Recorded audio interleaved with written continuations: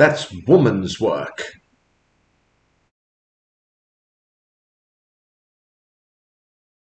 A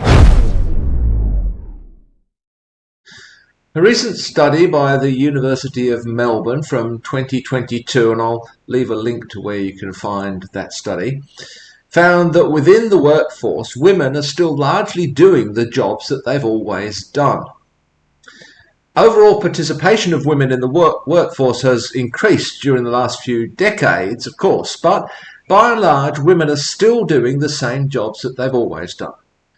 For example, the Australian Bureau of Statistics data shows that in 2021-2022, about 95% of the hours devoted by childcare workers and 91% of the hours by receptionists were done by females. These percentages were higher than they were in 1987. Female dominance in registered nursing fell from 88.9% down to 86.9%, but it's still strongly female dominated. In 1986-87, about 37% of hours worked by women were in female dominated jobs, 37%.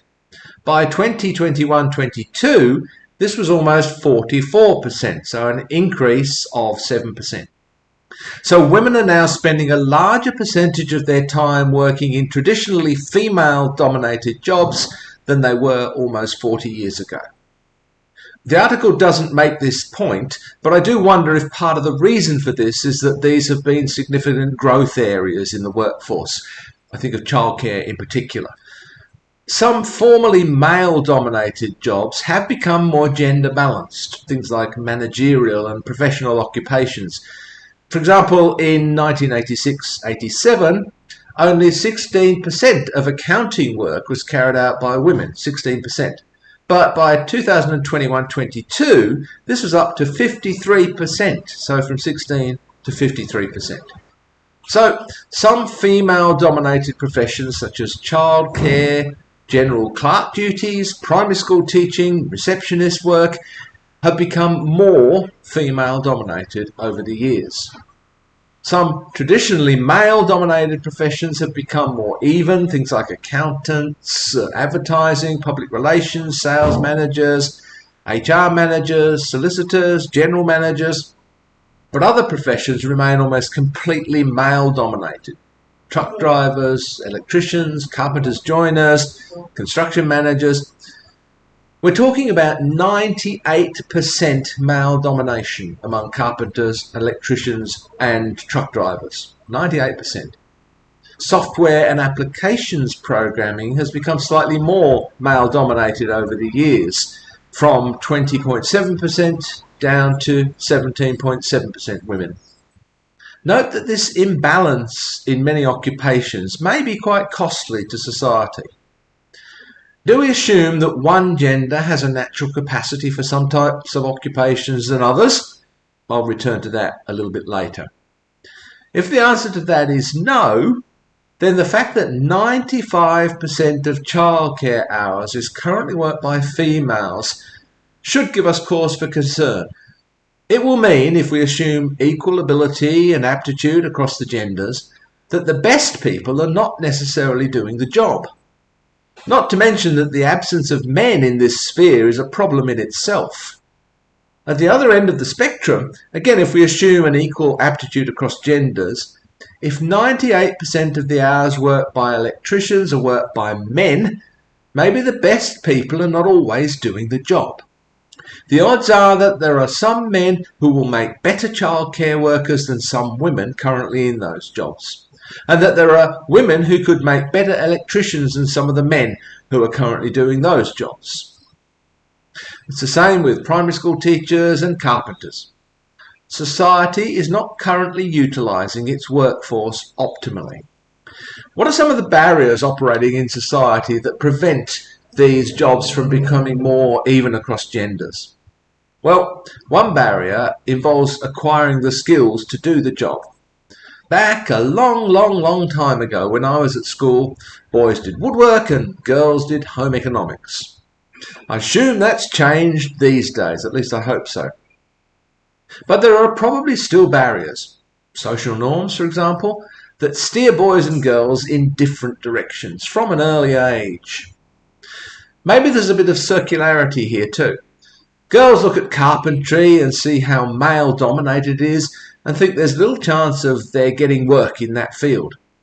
And that may well be true as things stand at the moment.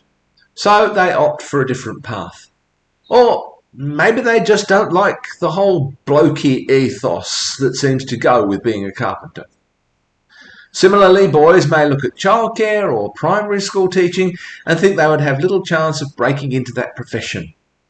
Or they may think that opting for such a career path in some way reflects badly on their masculinity. And yes, I suspect that still happens. Or, and this may be even more significant, they realise that they can earn a hell of a lot more in a male-dominated field such as carpenter or electrician than they ever could in childcare. If there continues to be a pay differential between men and women, it's not because men get paid more for doing the same job than women do, at least I hope that's not the case. It's because the fields in which men dominate tended to pay more than the fields in which women dominate. Then there's just the simple factor of labour market discrimination and hiring practices. For example, one study found that male applications got 50% more callbacks than women did in male-dominated occupations, and 40% fewer callbacks than women did in female-dominated occupations. Some of these gender imbalances are huge. There are some who would suggest that these imbalances are the result of innate biological, evolutionary differences between men and women. Simon Baron-Cohen, a psychologist at Cambridge University, developed the empathizing systemizing ES theory, which proposes that humans can be classified on the basis of their scores along two dimensions, empathizing and systemizing. Empathizing includes both cognitive empathy, being able to imagine what someone else is thinking or feeling, and also affective empathy, being able to respond with an appropriate emotion to what someone is thinking or feeling. Systemizing is the drive to analyze, to construct rule-based systems, to understand how things work.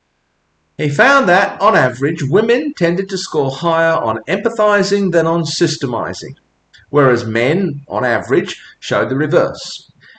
Now, even if research finds further support for this, it doesn't mean necessarily that these characteristics are innate. They may still be the result of socialization, education.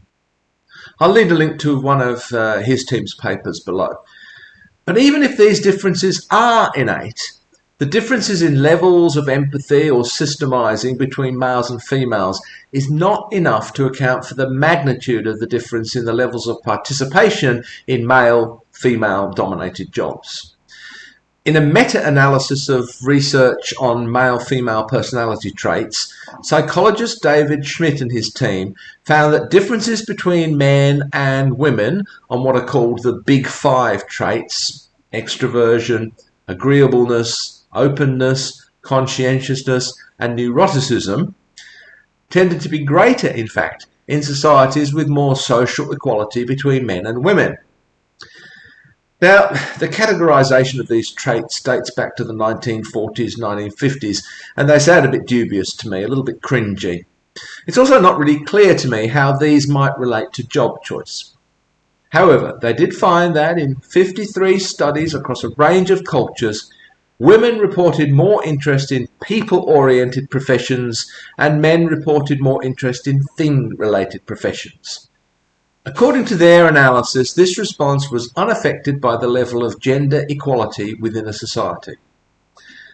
I do think, though, that it's possible that changes in attitudes may lag behind societal changes brought about by, for example, legislation and affirmative action.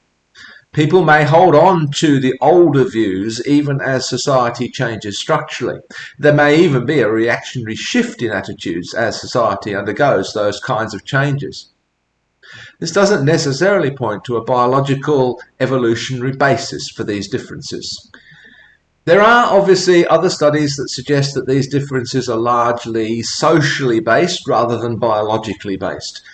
I point to the social role theory advocated by Alice Eagley and Wendy Wood, and again I'll leave a link to some of their research below. Now, this is obviously another very complicated issue, and like all issues related to nature, nurture in human development, it's unlikely to be a simple either-or situation. Hopefully, fingers crossed, we won't let what we want to be true to influence too much what we find to be true. However, whatever the ratio of biology to socialization in the development of human personality, the line from that to job preference is unlikely to be direct. Consider a job like that of a registered nurse. Such a job requires both what Simon Baron-Cohen and co. call empathizing and systemizing. The same goes for other female-dominated areas such as childcare and primary school teaching. To suggest otherwise probably already misrepresents these jobs as somehow female roles. And perhaps also someone with more empathy might also make a better carpenter or electrician than someone without these traits, particularly when it comes to customer interactions or interaction with workmates or other staff. Let's say we find that women are, on average, more empathetic than men.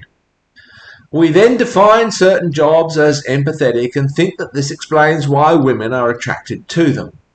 But in fact, these jobs require high systemizing skills too. But we tend to overlook these because we define the job in terms of empathy, which we've already identified as a more female characteristic.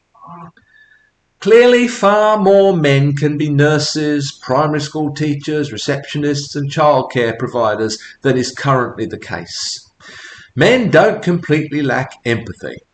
And perhaps some of the equally important systemizing tasks that these jobs involve can be used to attract men to these fields. That's assuming, of course, that there is actually something to this Baron-Cohen polarity.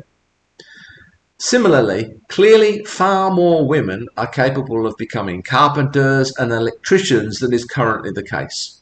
And perhaps, again, if the empathy systemizing distinction is correct, maybe the importance of customer interaction or employer-employee interaction can be used to attract them to this occupation.